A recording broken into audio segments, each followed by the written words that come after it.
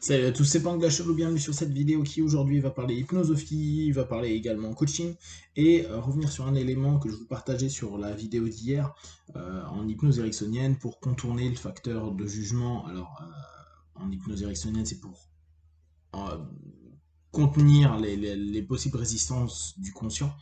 On travaille sur confusion, saturation. Et je revenais sur cette sémantique-là en me disant travailler sur la confusion, nos problèmes, je trouve que c'est hyper pertinent. La saturation, ça rentre dans un élément où j'ai pas toujours l'adhésion parce que je me suis rendu compte, et je pense que vous êtes à peu près pareil, quand vous êtes en formation ou quand vous n'arrêtez pas de faire des choses, qu'importe ce que c'est d'ailleurs, et que vous saturez, vous n'êtes plus capable d'absorber quoi que ce soit. Et c'est sur cet élément-là que j'ai envie de revenir parce que on parle très souvent, et moi le premier, hein, de ce principe inductif de confusion-saturation, voire même de cette structure verbale qu'on peut exploiter en conversationnel de saturer le partenaire, et comme le dit Langton, ne serait-ce que pour passer sur un autre sujet, pour interrompre un pattern, etc. etc. Euh, Néanmoins, cette idée de saturation n'apporte pas une ouverture potentielle pour une suggestion, une orientation, une idée. Quand vous êtes saturé, et prenez sur différents plans, physiquement, quand vous êtes crevé et saturé d'avoir répété les mêmes mouvements, ou fait de l'exercice, ou n'importe, vous n'en pouvez plus et vous n'avez plus du tout envie d'absorber quoi que ce soit. Imaginez aussi d'un point de vue nourriture, hein, ça peut aller jusqu'à rejeter ce que vous avez mangé et vomir. D'un point de vue mental, quand vous n'arrêtez pas de lire, ou quand vous n'arrêtez pas de regarder des vidéos, quand vous n'arrêtez pas de regarder des séries, des films, etc., etc., il y a un moment où ça bug, on me dit oh, j'en ai ras-le-bol, j'en peux plus, je suis complètement saturé. Et il n'y a plus rien qui pourrait rentrer à ce moment-là, on n'a plus envie d'en entendre parler, on n'a plus envie d'être en ouverture de quoi que ce soit. D'ailleurs, on sent que c'est complètement impossible. Et ça, c'est quand même un peu galère. Et quand on est en saturation émotionnelle, j'ai envie de vous dire, il y a un moment donné, il n'y a pas une autre émotion qui va pointer le bout du nez. On est complètement englouti dans quelque chose et on n'est pas apte à justement avoir la finesse de la confusion où on pourrait commencer à basculer d'une émotion à une autre. En général, on sature d'une émotion, on n'en peut plus, on a même envie qu'elle disparaisse et ça pourrait même paradoxalement, quoi, pas paradoxalement, logiquement, entraîner vers des états plus ou moins dépressifs où les personnes n'en peuvent plus de ressentir ces émotions, et puis après ces discours internes, etc. etc. Donc la saturation, même si techniquement je la comprends, quand on l'observe sur nous, sur nos partenaires en cabinet, on se rend quand même bien compte que c'est pas du tout un truc ok. C'est même particulièrement problématique, handicapant. À partir du moment où on est saturé, on n'est plus apte à plein de choses, on n'est plus apte à se donner des suggestions, on n'est plus apte à écouter des suggestions, on n'est plus apte à même être dans de la pleine présence, on n'est plus apte de quoi que ce soit, on est juste englouti sous un poids psycho-physio-émotionnel où on est dans une incapacité et qui peut emmener complètement dans cette léthargie que beaucoup de personnes peuvent ressentir, à se dire j'en peux plus. Tu veux faire quelque chose? Non, tu veux rien faire non plus. C'est comme si c'était constamment en pression et qu'il y a une pression de cette saturation, qu'elle soit physique, psychique, émotionnelle, voire même spirituelle. On pourrait même se dire il y a des moments, il y a cette notion de pression spirituelle à j'arrive plus à respirer, j'arrive plus à être en face.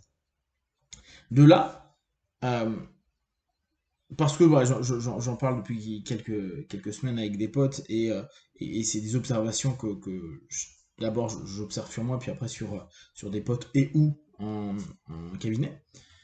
C'est la force de la- l'espace. Alors, c'était intéressant parce que dans la semaine, j'ai eu d'ailleurs deux personnes sur lesquelles s'est retombée cette notion euh, de vide qui au fur et à mesure elle devient un espace. Euh, cette idée-là, elle est intéressante. L'espace. Dans un monde qui nous sature, là où nous saturons. Alors je vous rappelle, hein, je ne sais toujours pas l'étude parce que je ne l'ai pas retrouvée ou que je ne l'ai plus cherchée, je vous. Mais dit depuis des années, dans nos disciplines, on sature à partir de 5 entre 5 et 9 éléments. Le conscient sature à partir de 5 à 9 éléments, donc c'est 7 plus ou moins 2. D'accord, il ne peut pas capter en même temps tout ça. Après, il sature. Officiellement, le subconscient ne sature pas. Moi, je vous ai déjà donné mon opinion là-dessus, il sature. C'est pour ça que vous ne pouvez plus capter des éléments, que vous oubliez des parts de cours complets quand vous allez à des formations, et que vous dites « Ah mais ouais, on l'a étudié, ah mais je m'en rends même plus compte, etc. » Donc c'est pas rentrer dans votre subconscient en mode c'est là, hein, c'est juste j'ai complètement zappé. Et donc dans cette dynamique de saturation du conscient, ce qui aide, c'est justement prendre l'air, créer de l'espace, créer de l'air à l'intérieur de nous, physiquement, émotionnellement, intellectuellement, et pouvoir justement rentrer et vider, rentrer dans un vide. Alors, j'en suis même à la réflexion de toutes ces personnes qui se sentent tellement vides. Est-ce qu'ils sont réellement vides ou est-ce qu'ils sont en train de compenser une saturation qu'ils ont pu avoir? Je vous rappelle qu'aujourd'hui, on est tellement sursaturé, on est tellement stimulé par l'ensemble des éléments, que ce soit nos écrans, nos téléphones portables, les conversations, les 10 000 chats qu'on peut avoir, les 15 000 WhatsApp, tout ce que vous voulez, que c'est assez intéressant de voir autant de personnes qui te parlent de « je me sens vide », il n'y a plus rien, je me sens dans un grand vide, alors que leur vie, la plupart du temps, est ultra saturée entre la famille, le travail, le sport, les activités qui se disent de devoir faire post-travail ou post-occupation des enfants, parce qu'on vit, donc on n'est pas là que pour faire métro boulot dodo.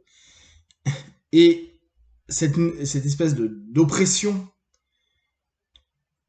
personnelle, alors parfois proposée par la société, mais souvent en se disant mais une vie ce n'est pas que ça, et donc rajouter et rajouter et rajouter encore, je vais prendre mon heure de Netflix, je vais regarder tous mes messages, je vais répondre à mes potes, je vais regarder YouTube, je vais écouter de la musique, je vais aller prendre un verre, etc., etc., fait que cette pression, elle cumule, elle cumule, elle cumule, alors je dis pas sur une journée, mais quand on le fait depuis 5 ans, 10 ans, 15 ans, 20 ans, le temps que vous éduquiez vos enfants, et que vous passiez votre temps à ça, mais aussi à vouloir vivre d'autres expériences, bah, ça sature complètement. Quand déjà vous n'êtes pas complètement saturé par l'éducation des enfants et par tout ce qui peut se passer dans le ménage et au boulot.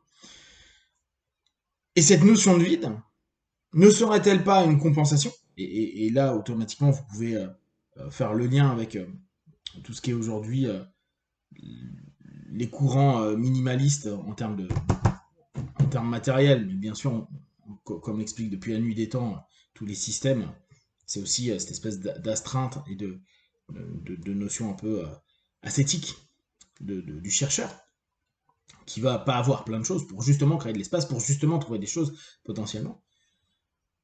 Et cette notion de recréer de l'espace, et peut-être même d'aller à mettre en avant le vide. Comme je vous dis, hein, le minimalisme, au bout du compte, c'est ce qu'ils sont en train de réussir à faire, et tant mieux. Mais c'est tellement marketé qu'au bout du compte, ça perd quelque chose, parce que c'est orienté d'une certaine façon. Mais pour vous, au quotidien, quand vous vous observez, quand vous dites « tiens, je suis vide », posez-vous la question de quelle saturation, de quel excès, sur des jours, des semaines, des mois, peut-être des années, vous êtes en train là de juste vous déconnecter. Alors ouais, c'est pas agréable, parce qu'on parle d'une surstimulation à plus de stimulation. Ou très peu. Et dès lors, bah, le gap est tellement important qu'il y a une souffrance, il y a un manque. Et ce vide devient quelque chose d'oppressif, alors qu'au bout du compte, il est certainement, peut-être, je sais pas si c'est certainement ou peut-être, je vous donne un peut-être plutôt, curatif à ce moment-là. C'est comme si on était en train de décompresser et lâcher ces différents éléments dans ce vide pour justement se retrouver. N'hésitez pas à me partager, vous, vos vides, comment vous le vivez, et justement, si vous pouvez faire un lien avec cette saturation. Si vous avez des questions, des remarques, partagez bien sûr sur Facebook, YouTube, j'y répondrai le plus rapidement possible. Comme d'habitude, de tout ce que je propose, ne prenez que ce qui est bon, juste pour vous tester, observer, analyser et conclure. Be one, ciao.